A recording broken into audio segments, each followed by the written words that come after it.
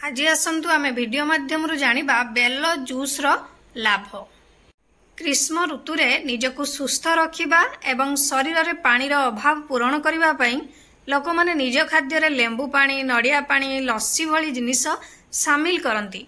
किंतु आपण माने जानंती कि एही ऋतु रे बेल जूस पीले कोन लाभ मिली थाए? ताहले आसंतु वीडियो आरंभ करिबा। गुड आफ्टरनून, आपण मन समस्त को मो तरफ नमस्कार। आशा करछि आपण माने समस्त भलरे थिबे। ताले चलंतु वीडियो आरंभ करिबा। किंतु वीडियो आरंभ करबा पूर्वरु आपण मानक भितर केही जदि आज मो चैनल ले नुवा थांती ताहले प्लीज प्रथम मो चैनल टी को सब्सक्राइब कर दियंतु, पाखरे थिबा बेल आइकन को क्लिक करंतु, जहा फल मो नुवा नुवा वीडियो रो नोटिफिकेशन आपण मानक पाखरे खूब शीघ्र पहुंची जिवो। ताले चलंतु वीडियो आरंभ करिबा। ऋतु परिवर्तन हेबा सहित लोक माने भलो स्वास्थ्य बजाय रखिबा पई सेमानंक खाद्य रे किछि आवश्यक परिवर्तन आनिबा आरंभ करंती।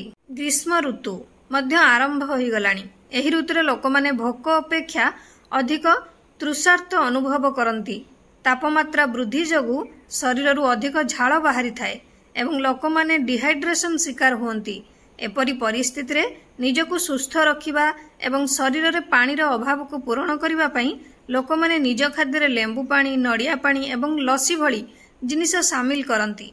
किंतु आपण कोन जानंती जे एही ऋतु रे बेलर शीतलता प्रभाव जगु यह शरीर को ठंडा रखिबा सहित प्रबल सूर्य किरण एवं गरम लहर पार्श्व प्रभाव मध्य रक्षा करिबार सहाय्य करे।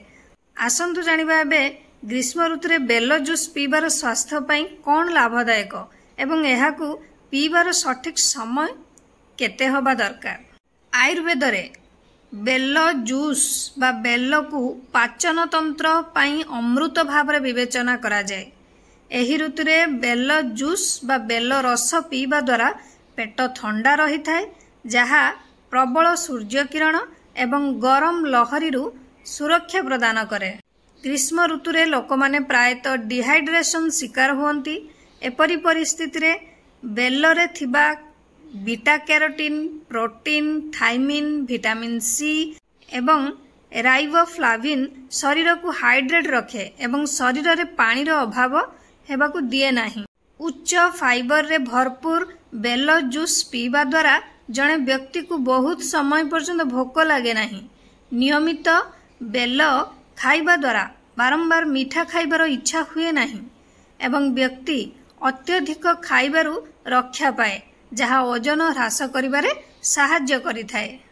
बेल रस पीबा द्वारा पाचन शक्ति उन्नत हुए, जहा द्वारा व्यक्ति को कोष्ठकाठिन्य, एसिडिटी, पेट फुलिबा एवं मुहरे घा समस्या मुक्ति मिली थाए।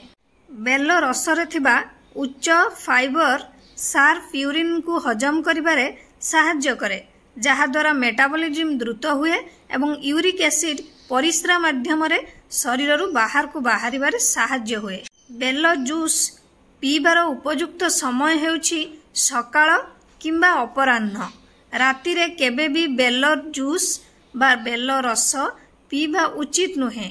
बेलर ठंडा स्वभाव हेतु ठंडा एवं काश सृष्टि करिपारे एवं आपणक स्वास्थ्य को क्षति पहुंचाई पारे। आशा करूची आपण मानक वीडियोटी भल लागिथिबो। जदि भल लागिथाय ताले निहाती लाइक, कमेंट, शेयर, सब्सक्राइब कर देबे। मते ताले विदाई दियंतु। पुणी देखा हबो नेक्स्ट वीडियो रे। नमस्कार।